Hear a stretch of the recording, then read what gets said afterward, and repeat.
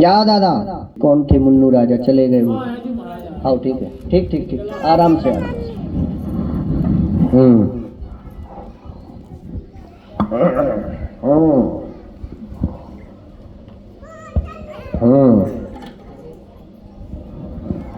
चलो तो जब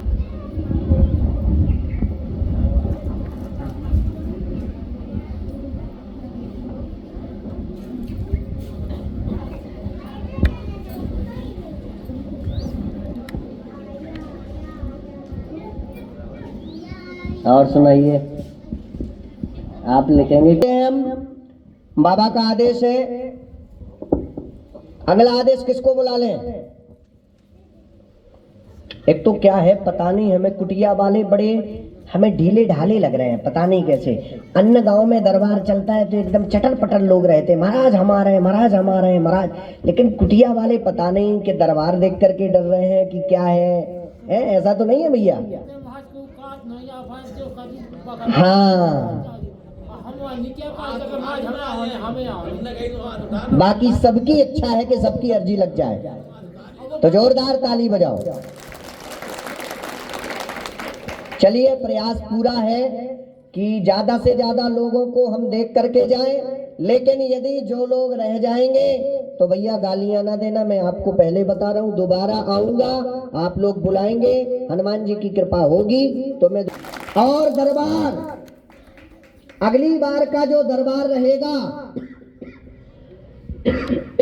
यदि आप लोगों की इच्छा हुई तो अगली बार दरबार ऐसे नहीं होगा। 50 पर्चे बना करके एक टेबल पे रखे जाएंगे और जो पर्चा उठाएगा पर्चा उसी का होगा। अगली बार का जो दरबार रहेगा, अगले बार का जो भी दरबार होगा वो इसी प्रकार से होगा। तो अभी हम आदेश लेकर के चलते हैं।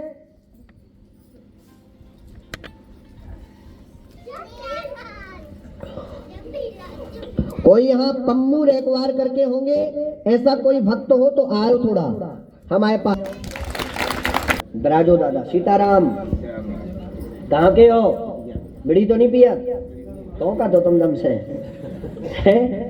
जो पर्चा नहीं कह रहे हो, जो ओठा कह रहे तुम्हारे बीड़ी तो महा 2-2 घंटा 3-3 नहीं पूजा रहा। अब ना करो ऐसो, स्थिति बहुत डगमगा रही। नशा करना छोड़ दीजिए। बीड़ी और तो नहीं कुछ लेते? हाँ, भैरव बाबा वाला सिस्टम तो नहीं है।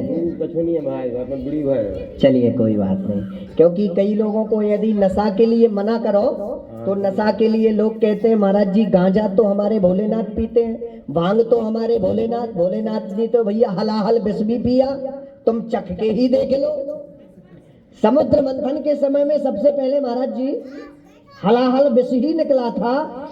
सबसे पहले जब समुद्र मंथन किया गया तो उस समुद्र मंथन में विष निकला था जिसका नाम था हलाहल विष। उस विष को भूत बावन भोलेनाथ जी ने पिया था। गोस्वामी तुलसीदास जी महाराज ने रामचरितमानस में स्पष्ट लिखा है, नाम प्रभाव जान शिव नीको, कालकूट फल दीन अमीको। गोस्वामी जी ने लिखा है। लेकिन उनसे कहो महाराज ये सब ना करो, बोले महाराज भूत बावन भोलेनाथ जी करते तो हमें क्या है, जो तो बब्बा को काम है। तो बब्बा ने थोड़ा सा जहर भी लिया, पूरा विष पी गए थे। लेकिन हमारे भूत बावन भोलेनाथ जी ने, ये हम आप मानते हैं कि विष को पिया है, लेकिन पुराणों में इसका वर्णन है कि भूत बावन भोलेनाथ जी ने विष को नहीं पिया, क्योंकि अगर विष को पी लेते तो जो उनके हृदय में राम जी का विराजमान थे तो फिर वो तो कर्कशता में हो जाते राम जी। तो उन्होंने विष को नहीं पिया, उन्होंने मात्र अपनी अंजलि में लिया और विष को ऐसे ग्रहण किया और गले में लटका लिया, ना ही बाहर गया ना अंदर गया। और जैसे ही भूत बावन भोलेनाथ जी ने विष को पिया तो उनका गला एकदम नीला पड़ गया। उसी समय से भूत बावन भोलेनाथ जी का नाम पड़ गया नीलकंठ। बोलो नीलकंठ महाराज की। क्या पूछना चाहते हो? बोलो, क्या दिक्कत है, पूछिए। महाराज जब विचार में के परेशानी में बहुत रात है, क्या है जब दिन कट गया तो रात नहीं कटत, मुझे रात क्यों ऐसा, क्यों, क्या स्थिति बनती है? चिंता बहुत लगी रात में। क्यों, किस चीज की चिंता रहती है? पैसा की, टका की, गाड़ी की, घोड़ा की, जमीन की, प्लाट